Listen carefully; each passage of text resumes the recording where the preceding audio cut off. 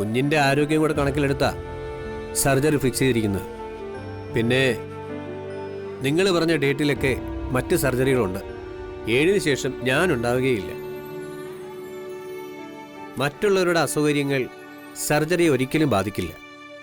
ആരെങ്കിലും ഒരാൾ പുറത്തു നിന്നാൽ മതി. എല്ലാവരും വേണമെന്നില്ല. ഞാൻ പുറത്തുണ്ടാവും ഡോക്ടർ. മറ്റാരില്ലെങ്കിലും ഞാൻ അടുത്ത് തന്നെ ഉണ്ടാവും. ഒരു കാരണം കൊണ്ടും സർജറി മാറ്റിവെക്കേണ്ട കാര്യമില്ല. അന്ന് തന്നെ നടക്കട്ടെ. അന്ന് തന്നെ നടത്തുന്നതാണ് എന്തുകൊണ്ടും നല്ലത്. വെറുതെ റിസ്ക് എടുക്കണ്ടല്ലോ. ആ കം.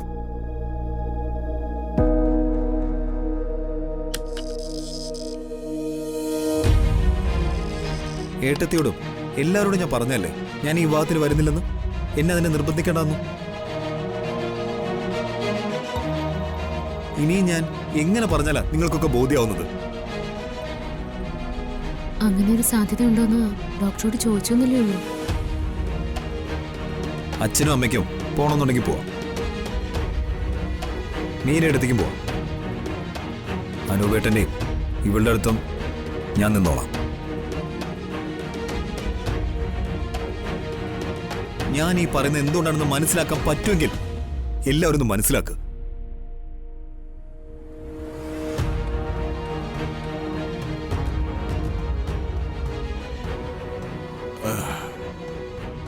ഇനി ഇതിനെക്കുറിച്ച് സംസാരിച്ച് അവനെ വിഷമിപ്പിക്കണ്ട മോളെ.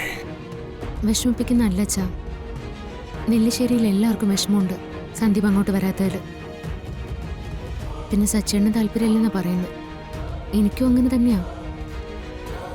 വിവാഹം മാറ്റിവെക്കാത്തതിന്റെ കാരണം ജോത്സ്യം പറഞ്ഞതാണെന്നും ധനുഷിന്റെ വീട്ടുകാർക്ക് ഇനി നാണക്കേടുണ്ടാവും എന്നൊക്കെ പറയുന്നുണ്ടെങ്കിലും വാശിയാ കൂടുതലും. പറഞ്ഞ സമയത്ത് ഈ വിവാഹം നടക്കണമെന്നുള്ള എല്ലാവരുടെയും വാശി. സേതു എന്നെ വിളിച്ച് വിവാഹം മാറ്റിവെക്കണമെന്ന് ചോദിച്ചപ്പോ വേണ്ടാന്ന് ഞാൻ പറഞ്ഞതും ഇതേ കാരണം കൊണ്ട് തന്നെയാ.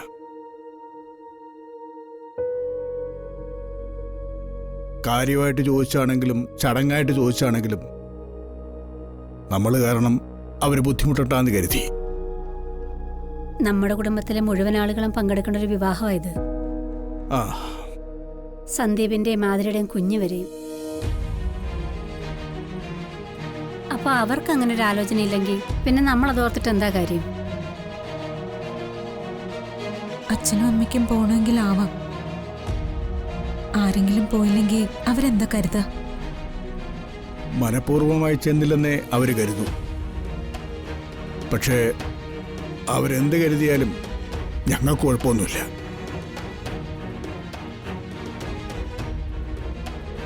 എന്റെ മക്കളുടെയും മരുമക്കളുടെയും അഭിപ്രായത്തെ മാനിക്കാതെ അവരുടെ വാശി നടത്തുന്ന ഈ വിവാഹത്തിൽ ഞങ്ങളും പങ്കെടുക്കുന്നില്ല. ഞങ്ങൾക്ക് ഞങ്ങളുടെ മക്കളാ വലുത്. അവരെ അവഗണിക്കുന്നിടത്തേക്ക് ഒരു ബന്ധവും പറഞ്ഞ ഞാനോ കമലയോ പോവില്ല.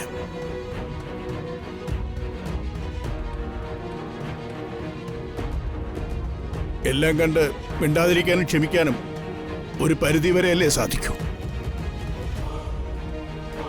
എല്ലാവരും മനുഷ്യർ തന്നെയല്ലേ. ചില സമയത്ത് പ്രതികരിച്ചു പോയെന്ന് വരും.